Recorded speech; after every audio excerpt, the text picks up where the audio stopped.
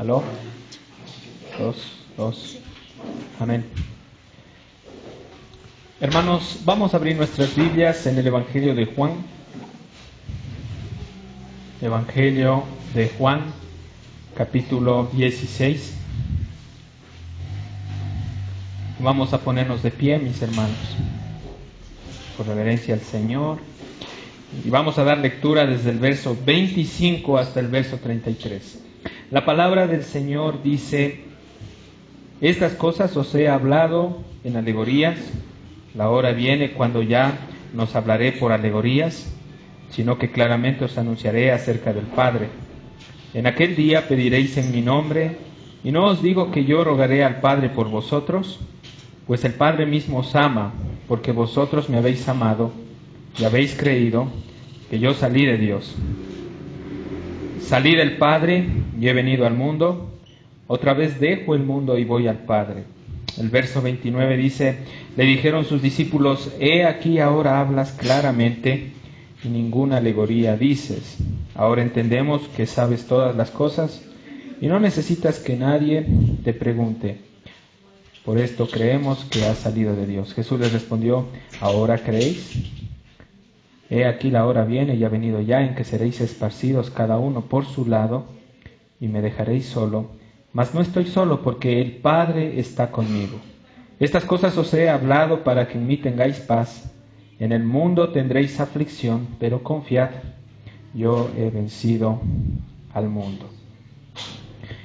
El verso 25 dice: estas cosas os he hablado en alegorías. La hora viene cuando ya no os hablaré por alegorías, sino que claramente os anunciaré acerca del Padre. A lo largo del capítulo 16, podemos tomar asiento, hermanos, amén. Jesús les empieza a dar una palabra de aliento a los discípulos. Y Él empieza directamente dándoles a entender de que ellos no iban a estar solos. Dios iba a enviar al Paracletos, es decir, al Consolador, aquel que conforme al verso 9, 10 y 11 del capítulo 16 de Juan iba a convencer al mundo de pecado, de justicia y de juicio. Debemos tomar en cuenta que Dios a lo largo del tiempo empezó a hablar a sus discípulos por medio de misterios.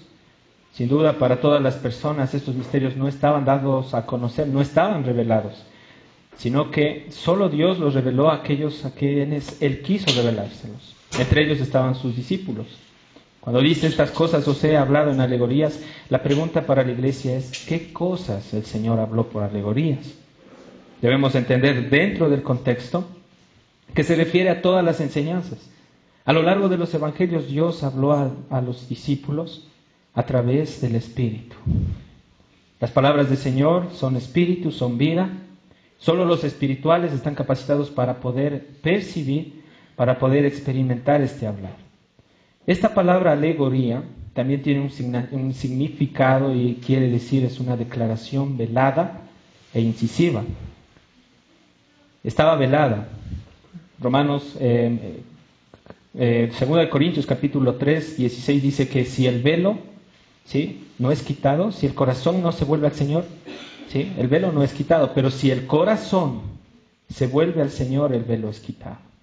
Nosotros teníamos un velo que no nos permitía ver, que no nos permitía entender las cosas del Señor. Este velo, por medio del sacrificio de Cristo, fue quitado. Recordemos que cuando Jesús murió, el velo, dice, se rasgó de arriba abajo. Hermanos, Dios nos dio libre acceso. Dios nos dio libre entrada. Hoy podemos nosotros entender. Hoy podemos vivir, podemos experimentar a este Dios, mis hermanos. Entonces, ellos en ese momento entendieron directamente los misterios por medio del Espíritu Santo, y Jesús les dice: la hora viene cuando yo ya no os hablaré por alegorías. ¿Qué es lo que Jesús les estaba dando a conocer con esto? Que poco a poco, gradualmente, conforme ellos iban avanzando en la iluminación del Espíritu, ellos iban a entender, iban a conocer con claridad lo que Jesús les estaba hablando en ese momento. Sin duda, por la presión de parte de los judíos, de los fariseos, Ellos, hermano, no podían percibir lo que Cristo estaba dándoles a conocer. Dios les promete la promesa del Espíritu Santo que está en Juan capítulo 16. Y nosotros leemos el verso 13, dice: pero cuando venga el Espíritu de verdad, Él los guiará a toda la verdad, porque no hablará por su propia cuenta, sino que hablará todo lo que oyere. Dios lo hará saber, es decir, y os hará saber las cosas que habrán de venir. Sin duda, hermano, el Espíritu Santo iba a posar sobre ellos y dentro de ellos para darse a conocer. Y Él venía, hermano, para glorificar a Cristo, porque el verso 14 dice: Él me glorificará, porque tomará de lo mío y os lo hará saber. El Espíritu Santo, la función del Espíritu Santo es glorificar a Cristo por medio de la palabra. El Espíritu Santo es aquel que nos enseña, nos muestra, y para los discípulos en aquel tiempo el Espíritu Santo iba a ser el guía perfecto, iba a ser el maestro perfecto. El verso 15 dice: todo lo que tiene el Padre es mío, por eso dije que tomará de lo mío y os lo hará saber. Juan capítulo 14, verso 26, la Escritura dice: mas el Consolador, el Espíritu Santo, a quien el Padre enviará en mi nombre, Él os enseñará todas las cosas y os recordará todo lo que yo os he dicho. Cristo envía a su Espíritu para que los escogidos entiendan sus misterios, y Dios los preservó porque quería cumplir un propósito con ellos que ya lo vamos a ver más adelante. El verso 26 de Juan capítulo 16, 26, la palabra dice: en aquel día pediréis en mi nombre, y no os digo que yo rogaré al Padre. Vemos aquí un tiempo, y está hablando del tiempo cronos, que habla de temporadas, de etapas, que se mide por cronómetro. En sí, hermanos, Dios en su eternidad pasada dispuso que iba a haber un tiempo en el que los discípulos, hermano, iban a clamar por Él. Sin duda esto se dio cuando los discípulos recibieron el Espíritu Santo. Hermanos, Dios es el que produce en la iglesia el querer como el hacer, según su buena voluntad. Él produce ese querer interior en nosotros, ese accionar para podernos acercar al Padre. Por eso usted está aquí, porque el Espíritu Santo lo movió. No fue sus emociones, no fue en sí, hermano, porque alguien le dijo: vamos a la iglesia. Interiormente Él nos lleva a adorarle, a clamarle. En aquel día dice: pediréis en mi nombre. Hermanos, Dios a su Hijo le dio un nombre que es sobre todo nombre. Un título muy alto, que está por sobre encima de todo lo que Dios le dio a Adán que ponga nombre. Recuerden ustedes en Génesis. Dios le dijo a Adán que tenía que poner nombre a todas las cosas. Todas las cosas creadas tienen nombre. Jesús está por sobre encima de todas las cosas creadas. Este título, hermano, solo Dios le dio a su Hijo. Y este título es Señor Jesús. Y Jesús es Dios. Y solo por medio de Cristo podemos llegar al Padre. Jesús dijo: nadie puede ir al Padre si no es por medio de ¿quién? ¿De María? ¿Por medio de Buda? ¿Por medio del Papa Francisco? No. Nadie puede ir al Padre si no es por medio de ¿quién? De Cristo. De mí, dijo el Señor. El nombre del Señor, hermano, en sí denota la personalidad de Dios en su esplendor. Recordemos que el eje central del Evangelio es Cristo. Él es el eje central. Cristo está en toda la Biblia. Cristo está desde Génesis hasta Apocalipsis, hermano. Todo creyente verdadero, hermano, reconoce desde su interior que tiene el señorío de Cristo en su vida. Este señorío lo que tiene que hacer es gobernar, hermano, en nosotros, influenciar en la vida del creyente. Este verdadero Cristo tiene que guiarnos, hermanos, a hacer su voluntad, a cumplir su propósito. Estamos en medio de un mundo torcido, perverso, hermano. Pero aleluya, porque Cristo es ese soporte por el cual nosotros podemos avanzar. Él nos sostiene, hermanos. No estamos solos. Y Jesús se presenta como lo que Él es, el sumo sacerdote, aquel que intercede. Porque en el verso 26 dice, y no os digo que yo rogaré al Padre por vosotros. Sin duda, hermano, Jesús les estaba hablando lo que posteriormente vamos a ver que está en Juan capítulo 17. La oración tan maravillosa que Jesús hizo al Padre por cada uno de nosotros. Y yo les animo que en casa usted lea Juan capítulo 17. Él como sacerdote empieza a interceder. Él es nuestro abogado, aquel que nos defiende, aquel que aboga por la causa de nosotros. Constantemente está intercediendo, hermano. Recordemos que en el tabernáculo, hermanos, en el templo, la segunda parte era el lugar santo, donde habían muchos utensilios, muchos implementos.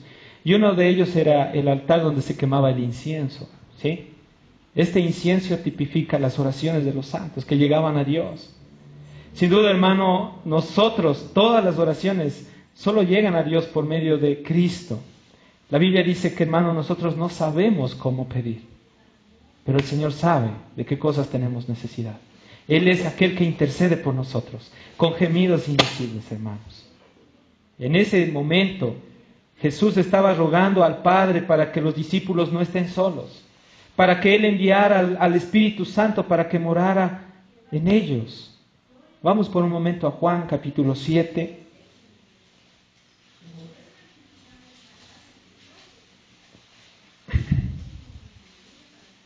Verso 38, dice el que cree en mí, Juan 7:38, como dice la Escritura, de su interior correrán ríos de agua viva. Esto es lo que dijo del Espíritu, que habían de recibir los que creyesen en Él, pues aún no había venido el Espíritu Santo porque Jesús no había sido glorificado. Ahora, Jesús estaba en la tierra, por eso el Espíritu Santo no había venido sobre ellos. El Espíritu Santo estaba en ellos, sobre ellos. Dios los capacitaría para cumplir su propósito. Pero la clave es creer en Cristo, hermanos. El que cree en Cristo, dice, el que cree en mí. Como dice Gabriel, no. Como dice el pastor Jorge, como dice la Escritura. Nosotros estamos llamados a exponer la Escritura. Dice, de su interior correrán ríos de agua viva. Cristo, hermanos, viene y clama al Padre, intercede por nosotros. Cuando nosotros clamamos al Señor, debemos entender que Él está llamado a escuchar simplemente la voluntad del Padre. Es decir, hermanos, Cristo, ¿sí?, intercede por nosotros conforme a la voluntad de Dios, no conforme a nuestra voluntad. Dios no puede hacer lo que nosotros querramos, Él no puede satisfacer nuestros deseos carnales. Él está sujeto a su voluntad. Toda oración es contestada, pero aquella que está dentro, aquella que encaja dentro de la voluntad de Dios. Entonces, hermanos, gracias a Dios porque tenemos a alguien que intercede por nosotros. En ese tiempo, Cristo estaba orando e iba a orar en Juan capítulo 17 para que Dios, hermano, los fortalezca. Vamos por un momento a Juan capítulo 17, por un momento. Y en toda la oración del Señor, cuando Él ruega,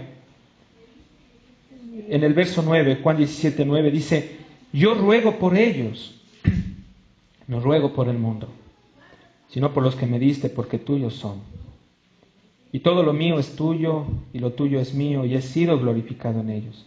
Y ya no estoy en el mundo, mas estos están en el mundo, y yo voy a ti, Padre Santo, a los que me has dado, guárdalos en tu nombre, para que sean uno, así como nosotros. Y más abajo, en el verso 14, dice, yo les he dado tu palabra, y el mundo los aborreció, porque no son del mundo, como tampoco yo soy del mundo. No ruego que los quites del mundo, sino que los guardes del mal. No son del mundo, como tampoco yo soy del mundo. Santifícalos en tu verdad, tu palabra es verdad. Entonces, Jesús ruega por aquellos que antes de la fundación del mundo estuvieron predeterminados, destinados para ser salvos, es decir, por cada uno de nosotros. Y esta oración se cumple, no solo para los discípulos, sino para nosotros. Dios ruega por nosotros, para que Dios nos santifique en su palabra, para que Dios nos guarde del mundo, hermanos. Él no perdió a nadie. Él dice que nadie puede ser, sus hijos no pueden ser arrebatados de su mano. Usted no puede salir de las manos del Señor. El Señor Jesús, hermano, Él es nuestro pastor. Él guarda sus ovejas. Y Él no pierde ninguna de sus ovejas. Entonces, en el verso 27 de Juan 16, 27, vamos avanzando. La palabra dice: pues el Padre mismo os ama, porque vosotros me habéis amado y habéis creído que yo salí de Dios. La forma como Dios demostró, hermano, el amor a cada uno de nosotros fue enviando a su Hijo Jesús, para que todo aquel que en Él crea no se pierda, mas tenga vida eterna. Dios no envió a su Hijo a condenar, a acusar, a apuntar a las personas. No envió Dios a su Hijo a juzgar de una forma injusta, sino a salvar lo que se había perdido. Hermanos, Cristo murió por usted y por mí. El dolor, la aflicción que Él tuvo en su cuerpo lo sufrió por usted.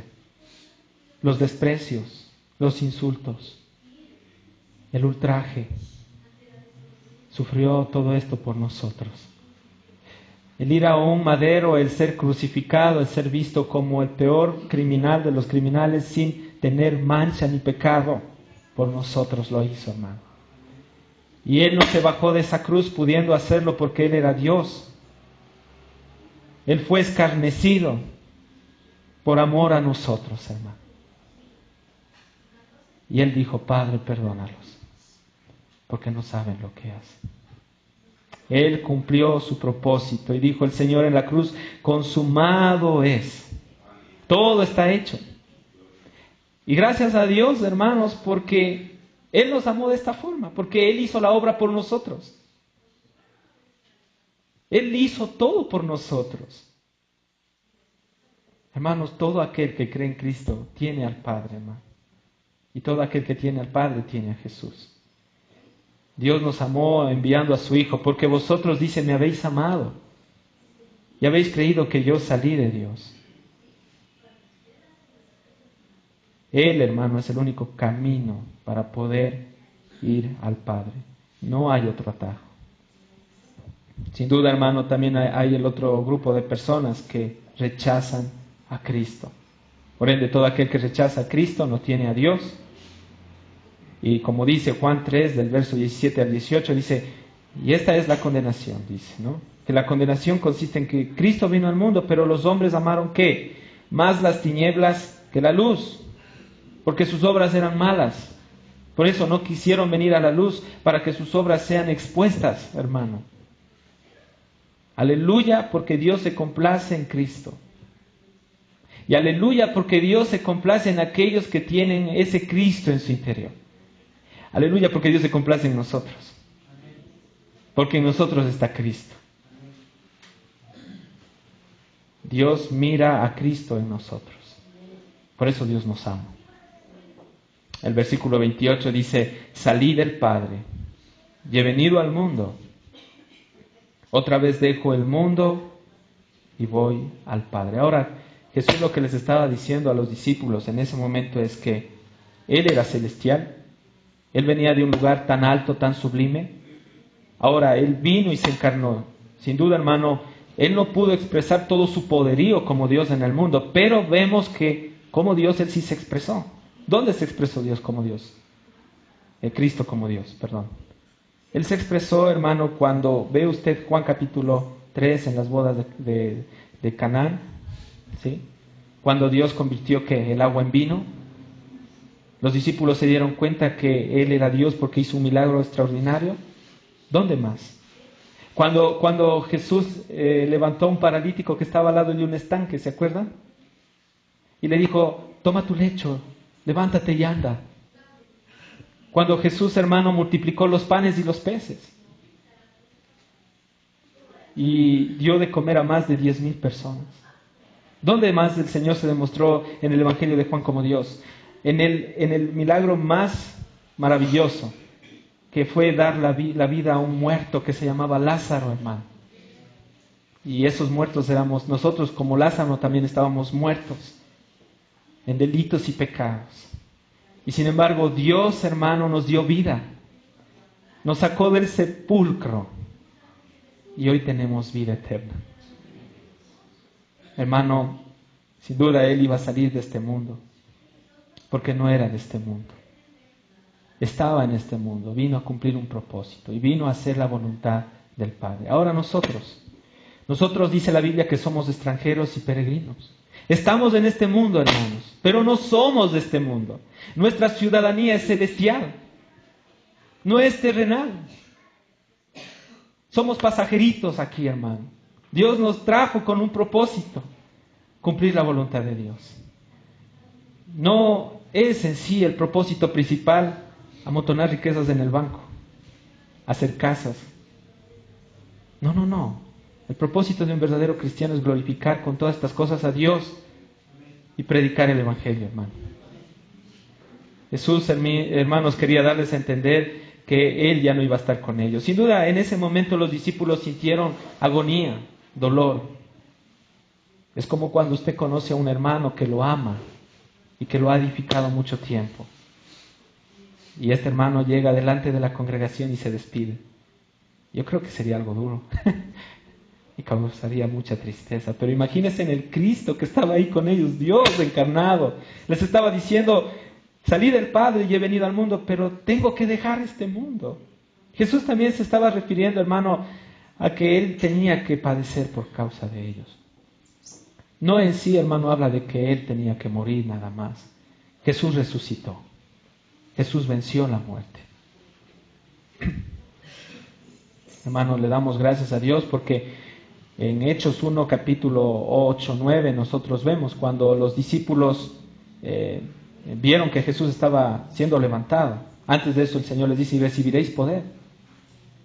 El poder que Dios dio a los discípulos era para capacitarlos, para que ellos no estén solos.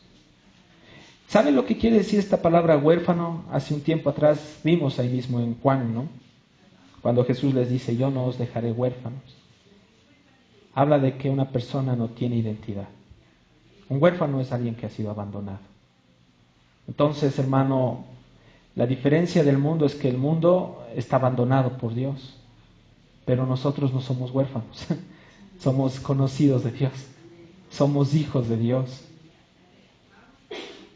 Aleluya, porque Cristo ascendió al cielo y lo importante de esto es que Él no ascendió solo.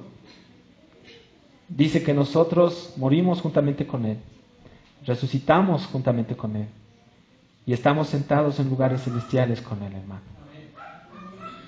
Él un día vendrá, sí, va a venir, hermanos, sin duda. El Señor está cerca.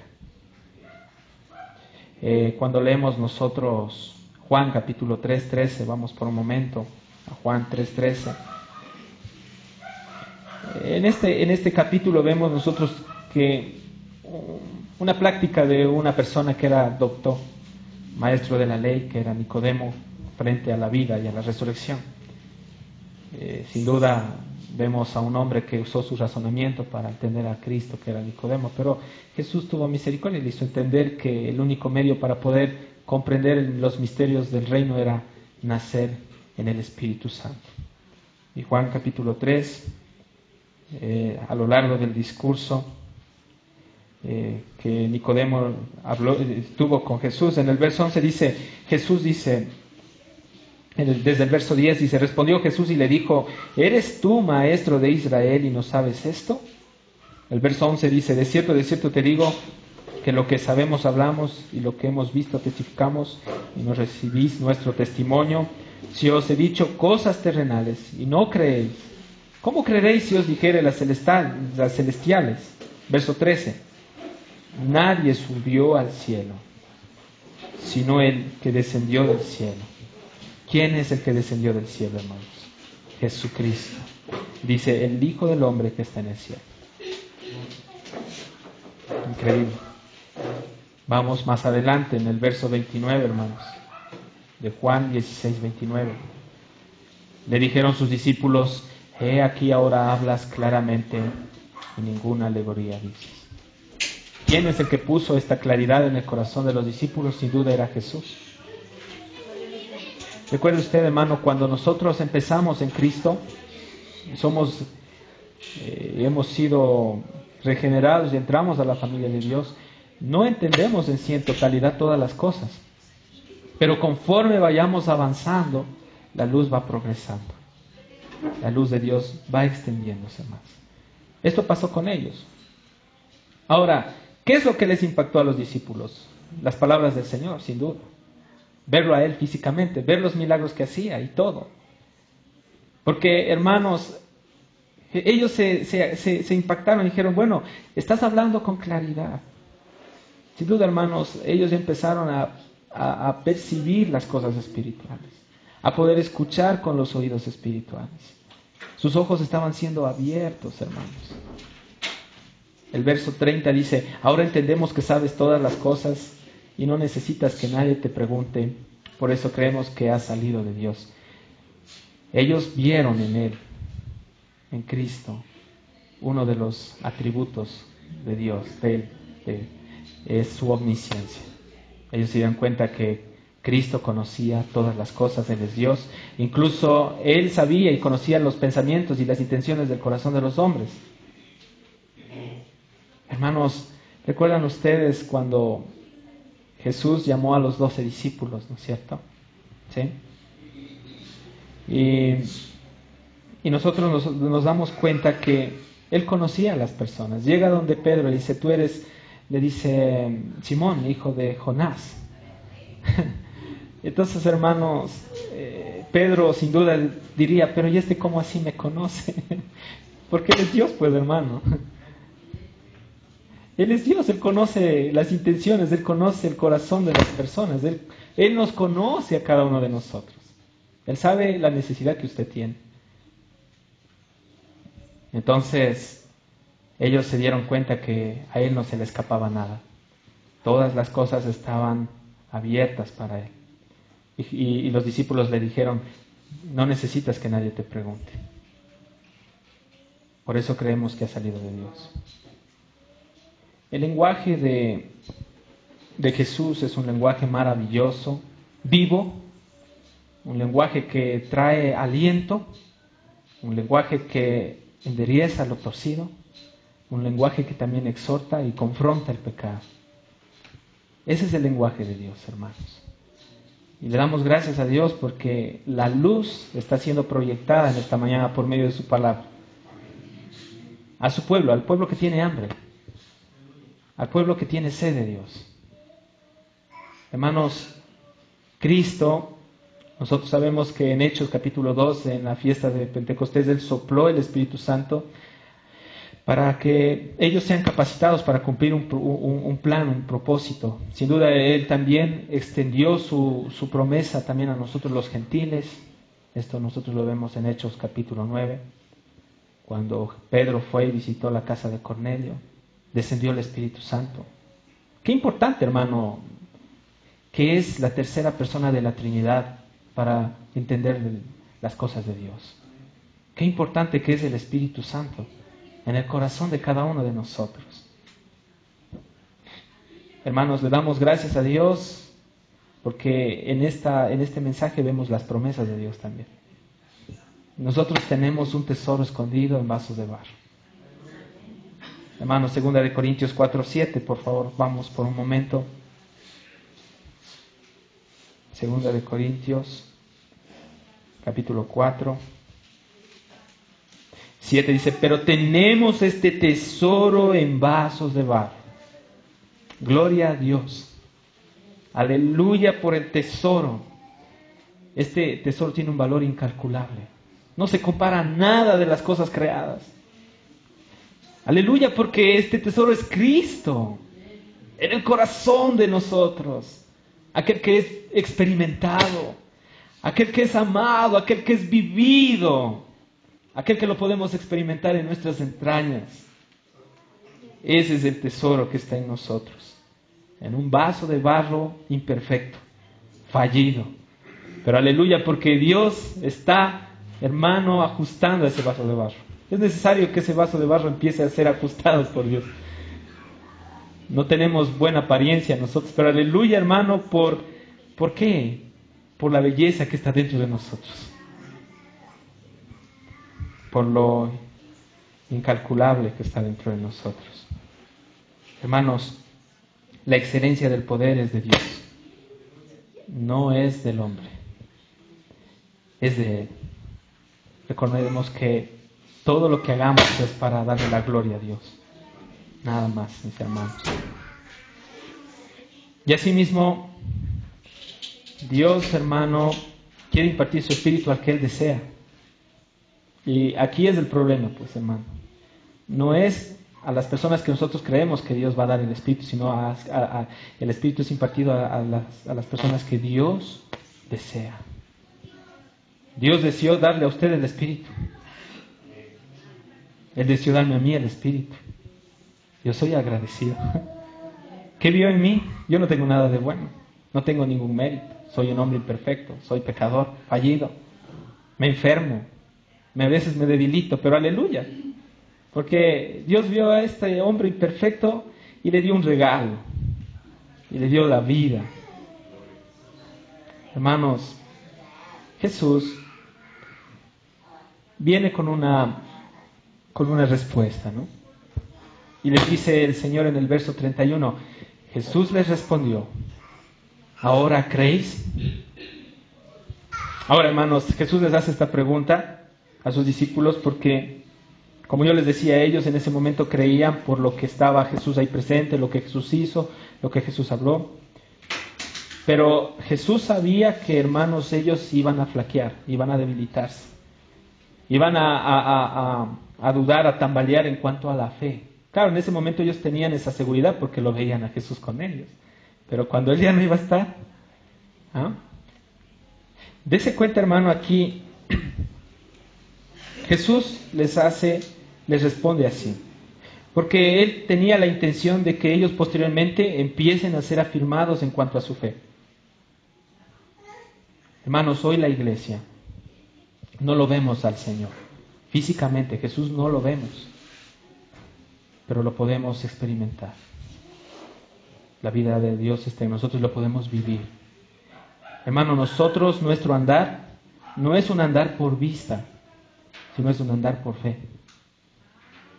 Hermanos, la iglesia de Dios tiene que andar guiada por las cosas espirituales, no por las cosas carnales. Porque cuando usted se guía por las cosas de este mundo, usted va a sufrir. Hermano, yo estoy estudiando y estoy leyendo un buen libro que es de un pastor que se llama W.A. Tozer. Y saqué una frasecita de él, ¿no? Y quiero leerle. Y dice él, por lo corriente pensamos del mundo visible como el mundo único y real, y ponemos en duda la realidad de cualquier otro. No negamos la existencia del mundo espiritual en donde está manifestándose Dios constantemente. Pero nos cuesta aceptar que sea real el pleno sentido de la palabra. En la raíz de la vida cristiana descansa la creencia en lo invisible. Entonces el objeto de la fe cristiana es la realidad que invisible, hermanos. Ese es el objeto de la fe cristiana.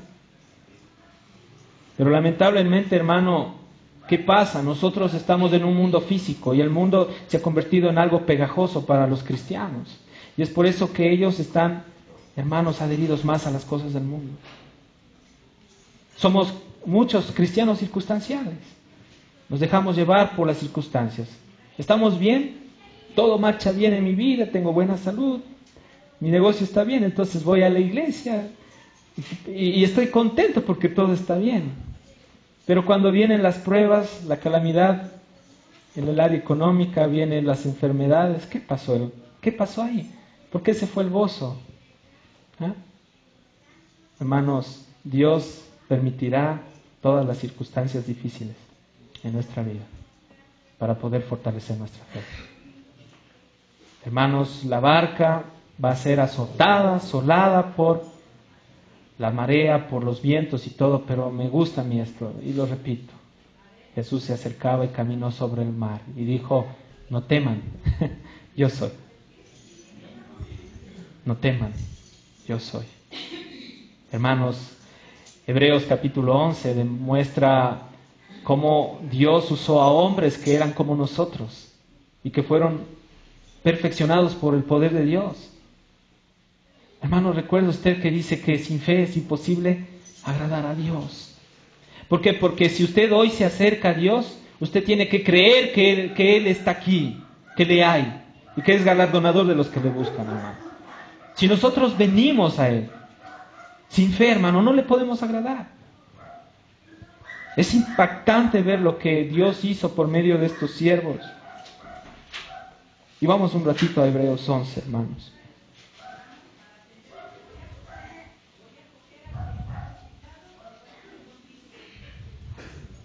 Hebreos capítulo 11. Verso 6 dice: pero sin fe es imposible agradar a Dios, porque es necesario que el que se acerca a Dios crea que le hay y que es galardonador de los que le buscan. Y aquí vemos algunos personajes. Por ejemplo, en el verso 7 vemos Noé. Dice: por la fe Noé, cuando fue advertido por Dios acerca de cosas que aún no se veían, con temor preparó el arca en que su casa se salvase. Y por esa fe condenó al mundo y fue hecho heredero de la justicia que viene por la fe. Verso 8. Por la fe Abraham, siendo llamado, obedeció para salir al lugar que había de recibir como herencia y salió sin saber a dónde iba. Verso 11. Por la fe también la misma Sara, siendo estéril, recibió fuerza para concebir y dio a luz aún fuera de tiempo de edad, porque creyó que era fiel quien lo había prometido. Verso 13. Conforme a la fe murieron todos estos sin haber recibido lo prometido, sino mirándolo de lejos y creyéndolo y saludándolo y confesando que eran extranjeros y peregrinos sobre la tierra. Verso 24. Por la fe Moisés, hecho ya grande, rehusó llamarse hijo de la hija de Faraón, escogiendo antes ser maltratado con el pueblo de Dios que gozar de los deleites temporales del pecado, teniendo por mayores riquezas el vituperio de Cristo que los tesoros de los egipcios, porque tenía puesta la mirada ¿en quién? En Cristo, es decir, en el galardón. Por la fe él dejó Egipto, no temiendo la ira del rey, porque se sostuvo como viendo al invisible. El verso 33. Y aquí vemos nosotros la lista de todos aquellos que vivieron por la fe, pero también aquellos que padecieron por la fe, que por la fe conquistaron reinos, hicieron justicia, alcanzaron promesas, taparon bocas de leones. 34. Apagaron fuegos impetuosos, evitaron filo de espada, sacaron fuerzas de debilidad por la fe, se hicieron fuertes en batallas, pusieron en fuga ejércitos extranjeros. Las mujeres recibieron sus muertos mediante resurrección, mas otros fueron atormentados, no aceptando el rescate a fin de obtener mejor resurrección. El verso 36. Y antes de leer este verso, hermano, sabe, nosotros como cristianos vamos a experimentar, muchos tal vez, una oposición y una gran persecución. La buena noticia del camino cristiano es que este camino es angosto y no todos entran por este camino. Es difícil, hermano, de andar, de transitar por este camino. El cristianismo no es una invitación a vivir una vida con confort, con comodidades. Si Dios le da, amén, gloria a Dios. Pero el verdadero cristiano tiene que padecer por causa de Cristo. La Biblia dice: en el mundo tendréis aflicción, y ya vamos a ver posteriormente, más adelante. Mire lo que dice el verso 36. Otros experimentaron vituperios y azotes, Y además de esto, prisiones y cárceles. Miren, usted sabe que se va a venir una pretribulación para la iglesia, ¿no? Mateo 24. Hermanos, las promesas del Señor se están cumpliendo. Toda la Biblia se va a cumplir. Y créanlo, hermano, la iglesia no es que va a experimentar gozo y paz después de lo que está pasando ahorita en el mundo. Va a llegar un momento en que la iglesia va a ser perseguida.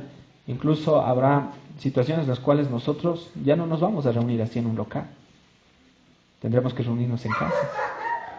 Hermano, pueda que un sistema en este país, como puede ser el comunismo, que tal vez está ya en auge, o la dictadura, impida, hermano, de que nosotros podamos congregarnos. ¿Usted sabe que el comunismo odia al cristianismo? ¿Sí sabía eso? En China, hermanos, ¿qué es lo que pasa con los cristianos? Los matan. Si salen a predicar, hermano, en contra de leyes que están en contra de la palabra allá en China, ¿sabe lo que hacen? Cadena perpetua. Y a otros los matan. Entonces, ahí vamos a ver, hermano, quién es quién. ¿Quién está, hermano, dispuesto a dar su vida por el Señor? ¿Y quién es el que va a huir y se va a correr, hermano? Hermanos, nosotros podemos experimentar prisiones y vamos a experimentar tal vez cárceles por causa del testimonio. Sin duda, hermano, la situación va a agravarse, va a empeorar, no va a mejorar. Pero aleluya, hermanos, porque aunque la intensidad de las fuerzas demoníacas están operando hoy con más fuerza en el mundo, la Biblia dice: donde abunda el pecado, sobreabunda la gracia. Dios no nos ha dejado y no nos dejará. El verso 37. Fueron apedreados. Esta palabra no les gusta a muchos cristianos. Aserrados. Por amor a Cristo, por la fe. Sin duda Dios nos va a dar un poder, una fuerza sobrenatural para soportar la aflicción, hermano. Téngalo por seguro. Fueron puestos a prueba. Fueron muertos a filo de espada, anduvieron de acá para allá, cubiertos de pieles de ovejas y de cabras, pobres, en el aspecto literal, ¿no? Pobres, angustiados, maltratados, de los cuales el mundo, es decir, el sistema perverso, no era digno. Errando por los desiertos, por los montes, por las cuevas y por las cavernas de la tierra. Y todos estos, aunque alcanzaron buen testimonio mediante la fe, no recibieron lo prometido. Pero aleluya, hermanos, porque ellos vieron, sí, a lo invisible. Ellos pusieron su mirada en Cristo. Ahora, si ellos no vieron lo prometido y murieron así por la fe, ¿cuánto más nosotros? Que tenemos a Cristo en nosotros, hermano. Mire el verso 32, lo que dice de Juan 16:32. Y Jesús viene después de esto y les dice una palabra de aliento. Y les dice: he aquí la hora viene, y ha venido ya, en que seréis esparcidos cada uno por su lado y me dejaréis solo. Mas no estoy solo, porque el Padre está conmigo. Hermanos, Cristo les estaba profetizando en ese momento y les estaba diciendo: a mí me van a meter preso, porque he venido a hacer la voluntad del Padre. Sin duda, hermano, dos pueblos, el pueblo de Dios, pero también un pueblo religioso que estuvo en contra siempre de Cristo, un pueblo duro de corazón, duro de servicio, que siempre lo rechazó porque estuvo encerrado, ensimismado, hermano, en una doctrina muerta. Ellos lamentablemente, hermano, no pudieron percibir, captar quién era Cristo. Cristo, Él vino como luz y esto irritó, fastidió a los fariseos, a los maestros de la ley. Por eso, hermano, Cristo es motivo de tropiezo para todas las religiones del mundo. Y sin darse cuenta que la única forma para ser salvos es por medio de esa vía, por medio de Cristo. Él iba a ser detenido, iba a ser apresado. Igual esto nosotros lo vemos en Juan 18:8, hermanos. Por favor, vamos por un momento a Juan capítulo 18:8. Ahora, antes de leer este verso, hermanos, Jesús les dice que ellos iban a ser esparcidos, el uno por un lado y el otro por otro, pero lo impactante es que Dios preservó a estos discípulos. Él no permitió que ellos fueran apresados. ¿Por qué? Porque mire lo que dice el verso 8. Respondió Jesús, dice: os he dicho que yo soy. Pues si me buscáis a mí, mire lo que Jesús dice: dejad ir a estos. Sin duda, hermano, uno de los discípulos, que fue Pedro, con su actitud fuerte, hermano, tomó una espada, la desenvainó, hirió al siervo del sumo sacerdote, le cortó una oreja. Ahora, yo a veces me he preguntado, digo, ¿por qué no lo metieron preso, hermano? Es porque Dios mismo, Jesús, no permitió esto. No lo permitió porque Él los iba a preservar hasta el fin, hermano. Hasta que Dios cumpla por medio de ellos un plan, un propósito. Sin duda, Dios tenía que darse a revelar, ¿sí? Tenía que darles a conocer las promesas, tenía que revelarles todo lo que iba a acontecer. Dios los iba a usar, hermano. Cristo los iba a capacitar.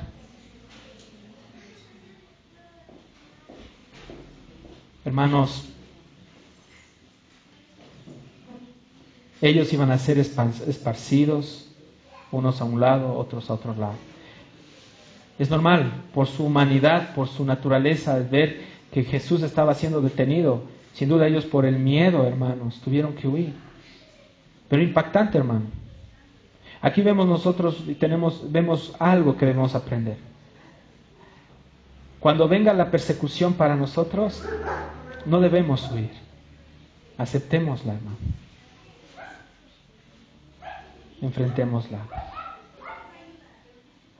Debemos de ser aquellos que, si es posible, demos la vida por el Señor. No nos corramos. Hermano, parece que en ellos hubo cobardía, ¿no? Por eso fueron esparcidos y salieron corriendo. Pero sin duda, hermano, Dios tenía un plan con ellos. En su voluntad permisiva, Dios los preservó. Pedro, hermano, aquel que lo negó, y los demás también que los negaron, pero Pedro, aquel que lo negó, evidentemente después él pudo experimentar la muerte, hermano, en cruz. Por eso aún en Pedro dice el Señor: no os sorprendáis, dice Pedro, de la prueba de fuego que ha de venir sobre vosotros, como si algo extraño les va a acontecer. No se sorprendan. Y sin duda él, hermano, escribió esta carta, y después de eso él fue detenido, fue apresado, fue crucificado, y él dijo que él no era digno de morir como su Señor. Por eso lo crucificaron boca abajo. Ellos después iban a experimentar el martirio. Ahora, Jesús les dice: y me dejaréis solo, mas no estoy solo. Con esto se cumplió directamente lo que dice Juan capítulo 12, 24, más atrás. Vamos por un momento a Juan 12, 24. Y dice: de cierto os digo, es decir, lo que digo yo es absolutamente verdad, o amén, amén. Dice que si el grano de trigo no cae en tierra y muere, queda solo, pero si muere, lleva mucho fruto. Jesús era tipificado como el grano de trigo que tenía que morir, quedar solo para dar fruto. Ahora, la pregunta es, hermano, ¿qué hubiese pasado si Jesús no hubiese muerto? Yo creo que vana hubiese sido nuestra fe. Vano hubiese sido que usted está aquí sentado escuchando esta palabra.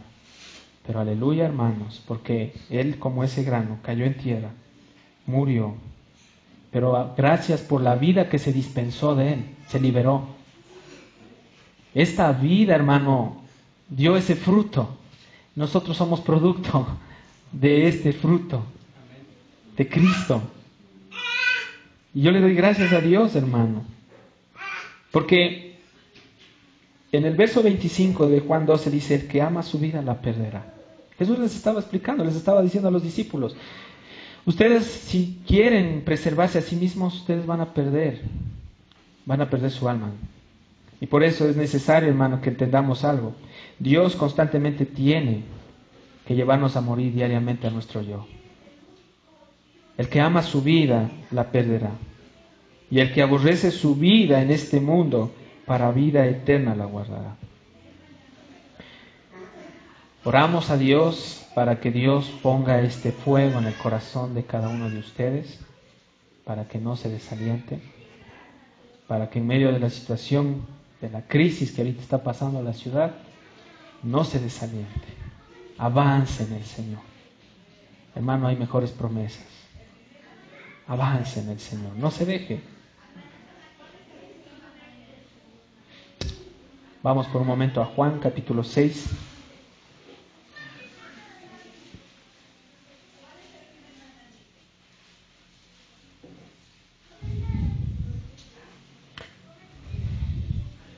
Jesús, hermano, Él no estaba solo porque el Padre estaba con Él.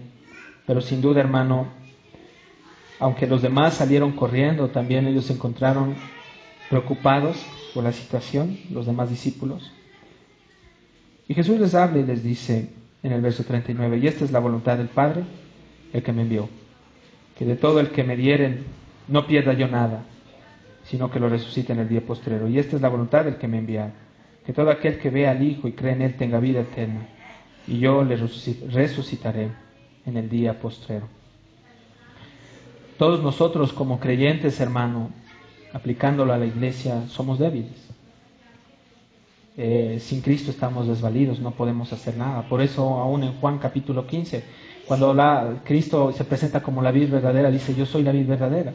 Ustedes los pámpanos, alejados de mí, no pueden hacer nada. Ahora, hermanos, si nosotros nos alejamos de Dios, ¿qué podemos hacer? No podemos hacer nada. Hermano, los pámpanos separados de la vid que es Cristo, se secan. Todos los creyentes sin Cristo, hermano, entre comillas creyentes, porque sin Cristo no serían creyentes, no pueden hacer nada. Pero aleluya, hermanos, porque estamos unidos a Él. Nadie nos puede separar del amor de Dios. Nadie ni nada, hermanos. Él nunca nos dejará. Hermanos, Jesús lo que les estaba diciendo a ellos es que ellos iban a ser esparcidos. Ahora, ellos iban a experimentar pruebas. Iban a ser tentados, hermanos. Pero Dios siempre da una salida en medio de las pruebas, en medio de la oposición. Primera de Corintios capítulo 10, por favor, hermanos.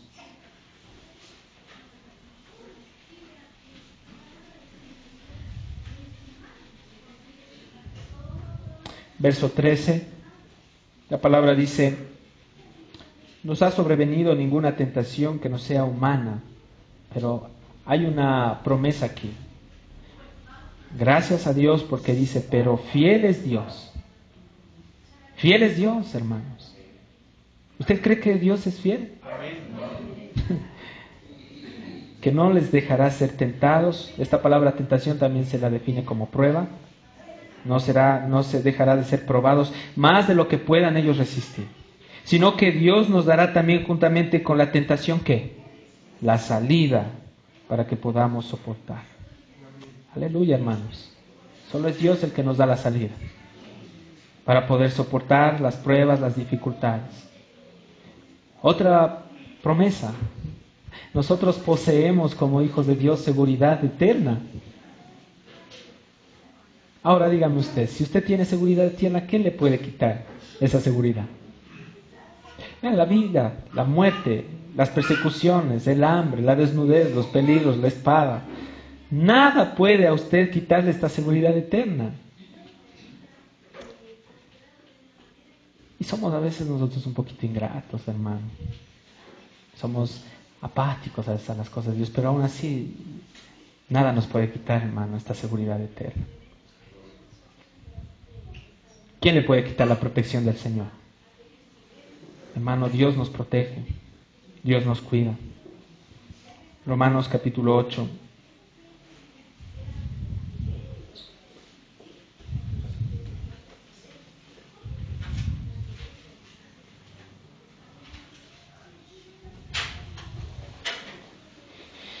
Verso 35. ¿Quién nos separará del amor de Cristo? Y hace preguntas retóricas, ¿no? O sea, son preguntas que tienen a sí mismo respuestas, ¿no? Dice tribulación o angustia, o persecución o hambre, o desnudez, o peligro o espada. Como está escrito, por causa de ti somos muertos todo el tiempo. Somos contados como ovejas de matadero. Pero mire esta promesa, hermano. ¿Se da cuenta que también Dios en las prédicas también nos habla y nos da promesas, hermano? Mire la promesa. Antes en todas estas cosas somos ¿qué? Más que vencedores por medio de aquel que nos amó.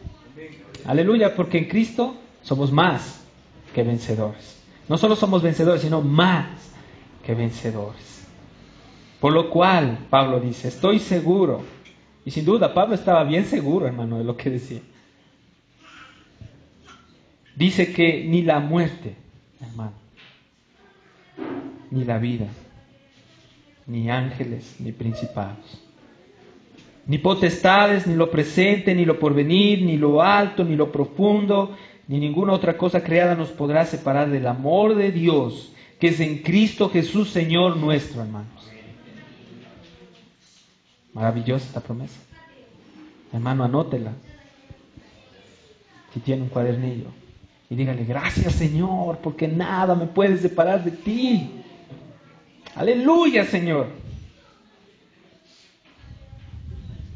Hermanos, Jesús les estaba diciendo a los discípulos que Él no estaba solo. Y asimismo nosotros, hermanos, no estamos solos. Mateo capítulo 28.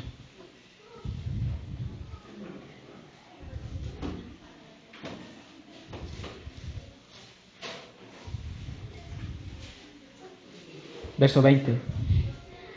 Enseñándoles que guarden todas las cosas que os he mandado, y he aquí. Mira esta promesa también preciosa para la iglesia. Mateo 28, 20. Y dice Jesús, y he aquí, yo. Es Él, hermanos. ¿Se da cuenta de su presencia? Él estará con usted. Tal vez los pastores podemos irnos, no somos Dios, no vamos a poder cubrir las necesidades suyas, no podemos convencer a los hermanos, pero aleluya, porque dice aquí, hermano, yo. ¿Sabe a qué se refiere ese yo? Dios. Yo soy, yo estoy con vosotros todos los días. ¿Y un día cuántas horas tiene? 24 horas. Donde quiera que usted vaya, Él va a estar con usted todos los días. Y dice, hasta el fin. Aleluya, hermanos, porque hasta el fin Él va a estar con nosotros. Yo le doy gracias a Dios, hermano. Me gozo en esta mañana, porque siento que su palabra me está ministrando. No sea usted. Hermanos, Jesús fue a la cruz, Él pudo experimentar el dolor, y la pregunta para hoy, para la iglesia, es, ¿cuál fue el mayor sufrimiento de Cristo? ¿Sabe cuál fue el mayor sufrimiento de Él? En sí, no fue que los clavos fueron traspasados por sus manos, fue azotado, escupido, no. El mayor sufrimiento fue cuando Él cargó todos nuestros pecados en la cruz. Dice que por un momento el Padre le dio la espalda. Por eso él dice, Padre, Padre, ¿por qué me has abandonado? Pero ojo, nunca el Padre se separó en esencia de su Hijo. Siempre estuvieron unidos. Entonces, hermano, con esto nosotros vemos que Dios, hermano, el Dios Trino, siempre ha tenido, ha empezado a planificar todas las cosas. El Padre, el Hijo y el Espíritu Santo siempre han estado allí para planificar todas las cosas. Gracias porque Cristo es eterno. Gracias, hermanos, porque le doy a Dios, porque Dios ama a su Hijo y ama también a la iglesia. El verso 33 viene con estas palabras, hermano. Y este verso es un verso que no les gusta a muchos, hermano. En la mayoría de muchas iglesias contemporáneas, ¿no?, con un tinte pentecostal, no se habla esto, hermano. Yo lo digo abiertamente, ¿no? En el verso 33 dice, estas cosas os he hablado para que en mí tengáis paz. En el mundo tendréis aflicción. Son palabras del Señor, ¿no? Hermanos, en el mundo van a tener aflicción. Pero confiad, yo he vencido al mundo. Hermano, dice, estas cosas os he hablado para que en mí tengáis paz. Ahora, Cristo lo que les estaba dando a entender a sus discípulos que es solo en sus palabras, ¿sí?, que nosotros podemos experimentar paz. Por eso dice, estas cosas os he hablado. ¿De cuáles cosas se refiere? No solo se refiere al texto y al contexto del mensaje, se refiere a toda la palabra de Dios. Se refiere a todos los evangelios, hermanos. Entonces, hermano, dice, estas cosas os he hablado para que en mí tengáis paz. ¿En quién podemos tener seguridad? ¿En quién podemos tener paz? ¿Usted tiene seguridad en lo que usted posee? Yo tengo paz en Cristo. Jesús lo que les estaba diciendo es todas mis enseñanzas, todo lo que yo les estoy dando a conocer. En esto, si ustedes perseveran en esto, van a experimentar la verdadera paz. Hermanos, Dios nos da su palabra, nos da sus promesas. Hermano, en Él, solo en Cristo, un verdadero Hijo de Dios empieza a experimentar la paz, el gozo. En Él podemos tener esa esperanza, tenemos esa fe. Y por ende, ellos iban a poder descansar, los discípulos también, hermano, en Cristo, en medio de la gran persecución, en medio de la gran oposición que ellos tenían que padecer. Ahora, Cristo hoy a la iglesia nos dice, hermano, que aunque estemos en este mundo, hermano, ¿sí?, va a haber mucha oposición a Dios. Hermanos, le voy a dar ¿qué podría decir? Le voy a dar una noticia. Nosotros vamos a experimentar el rechazo por Cristo, si es que ya no lo está experimentando. Claro, en otros países lo están experimentando de una forma más drástica. Están siendo muertos, están siendo quemados por Cristo, están siendo decapitados. Aún no ha venido eso acá. Sin duda yo creo que después sí va a venir, ¿no? Pero nosotros estamos experimentando una persecución de una forma interna. Hay una lucha tremenda, hermanos. Usted cada día, hermano, está luchando constantemente por no ofenderle a Dios, por no contaminarse con el mundo, por apartarse de las cosas que a Dios no le agrada. Y externamente también, en el lugar donde usted se encuentre, ya sea en su trabajo, donde sea. Si usted da un testimonio claro de Cristo, va a haber gente que le va a odiar, hermano. Pero tenga en sí alegría y diga, Señor, gracias. Porque la Biblia en Mateo 5 dice, bienaventurados cuando por mi causa, ojo, por mi causa, no es por las consecuencias de nuestro pecado, ¿no?, por las malas decisiones. Por mi causa, solo habla de la causa de Cristo. Dice, bienaventurados cuando por mi causa os persigan, y os ultrajen, y os maltraten, y mientan contra ustedes, diciendo toda cosa falsa. Gozaos, dice, alegraos, porque vuestro galardón es grande en el cielo. La verdadera iglesia de Cristo es aquella que es sufriente, hermano, es sufriente. No es una iglesia que tiene comunión con el mundo y que se mezcla con la gente del mundo, porque yo podría decir que algo malo está pasando con esa iglesia. Sin duda, hermano, estamos en medio de un sistema de oposición, donde vemos crueldad, hay pecado, hay mucha maldad, hay mucha corrupción, hay bastante decadencia moral, pero gracias a Dios por el Espíritu Santo que Él nos mantiene firmes en la roca. Estamos en la roca y no podemos salir de la roca. Dice, estas cosas os he hablado para que en mí tengáis paz. Ahora, hermano, esta paz de Dios es una paz que no tiene nada que ver con la cuestión emocional, con la cuestión circunstancial. No. Esta paz es algo sobrenatural, que solo aquellos que tienen su corazón puesto y anclado en las promesas de Dios pueden experimentar. Porque son aquellos que no ponen la mirada en las circunstancias, en el momento, sino ellos ponen la mirada en Cristo. Por eso tienen paz. Esta paz, hermano, trae, hermanos, en el corazón una quietud. Y eso es lo que Dios les estaba diciendo. Les estaba diciendo que ellos iban a tener paz solo en Él. Sin duda Dios los iba a capacitar para eso. La paz de Dios trae una verdadera armonía en medio de la tormenta. Vamos por favor a Colosenses, capítulo 3.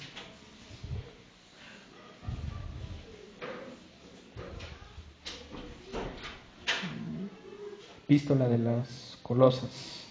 Pablo dirige a la iglesia que estaba ahí en Colosas una carta. Colosenses capítulo 3,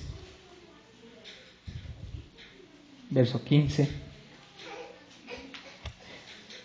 Hermanos, otra promesa para la iglesia. Aleluya. Cómo Dios nos da promesas, hermanos. Es tremendo, hermano.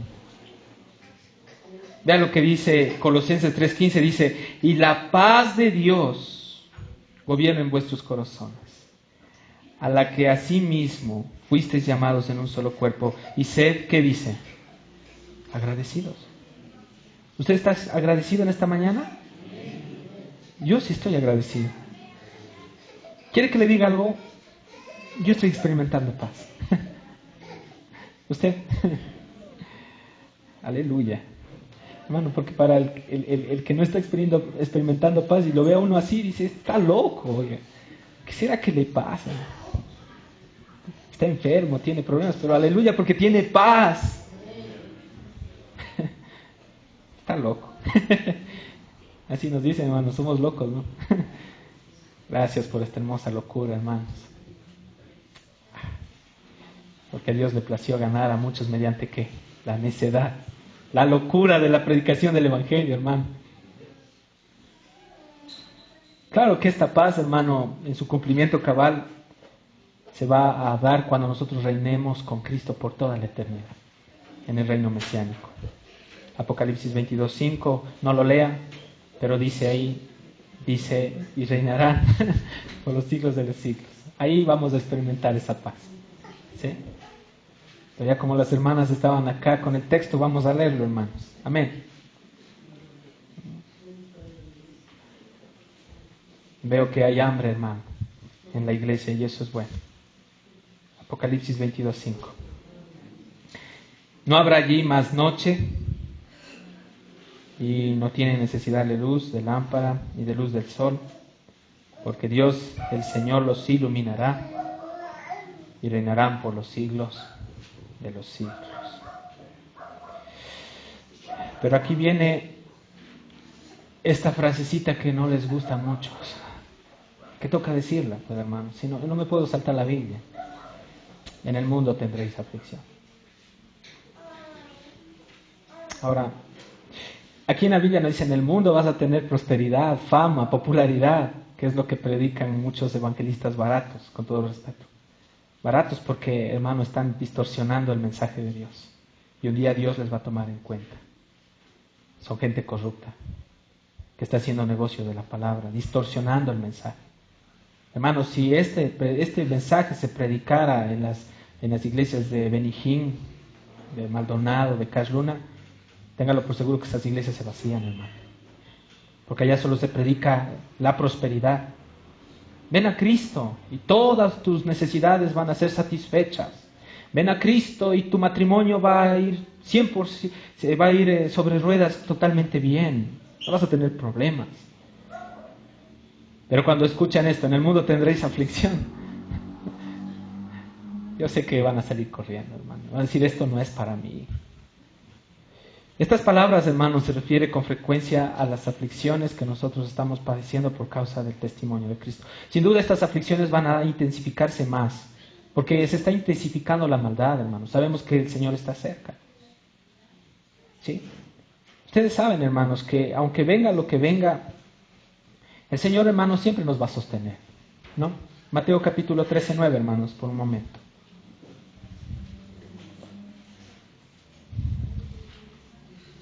A ver si es que es. Dios le dice a la iglesia hoy en este día esto, hermano. El que tiene oídos para oír, oiga. ¿Está oyendo el mensaje? Yo pido a Dios que usted esté escuchando en el Espíritu esto. ¿Sí? El que tiene oídos para oír, oiga. Romanos capítulo 2, verso 9.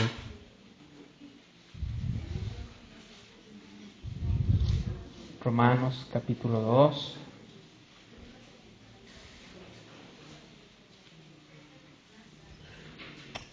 Verso 10. Pero gloria y honra y paz a todo el que hace lo bueno, al judío primeramente y también al griego. Hermanos, en medio de la prueba, de la persecución, Dios nos va a dar paz. Ahora también, hermano, esta aflicción se refiere a una persecución por causa del testimonio de Cristo. Cuando usted predica el Evangelio, hermano, no es que todos le van a sonreír, le van a decir, qué chévere, qué lindo que estás predicando. Amén, gloria a Dios. Quiero recibir a Jesús. No, hermanos. Usted se sube a un bus, predica y empieza a ver las burlas, las sátiras, las miradas de odio. Ese es el mundo, hermanos. Ese es el mundo. Aflicción, persecución, oposición al mensaje de Dios. Hermanos, Cristo tiene que ser, hermano, en nuestro corazón ese consuelo.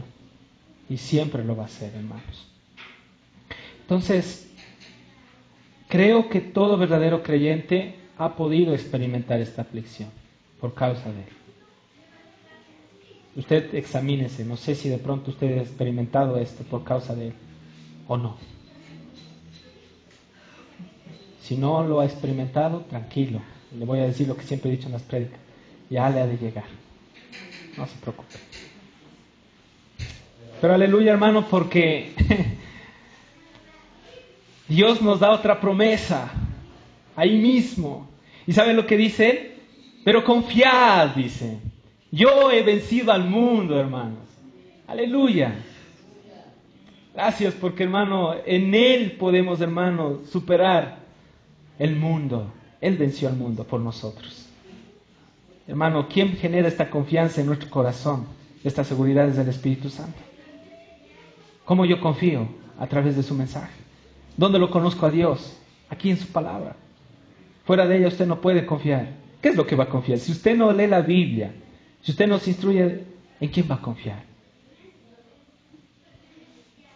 Yo, cuando leo este libro, conozco a Dios y veo que Él me dice palabras que me animan.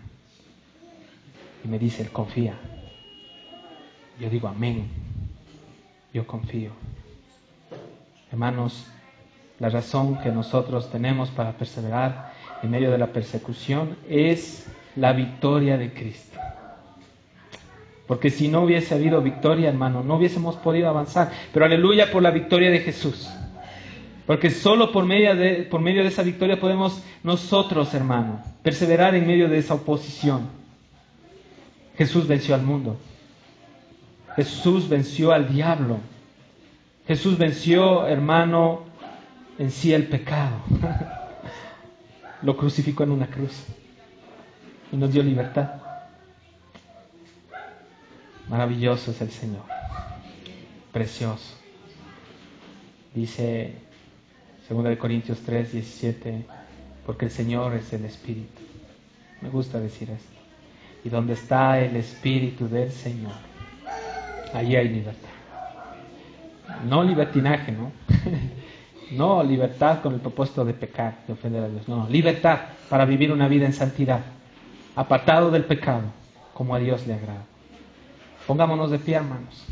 Vamos a agradecerle al Señor por este tiempo.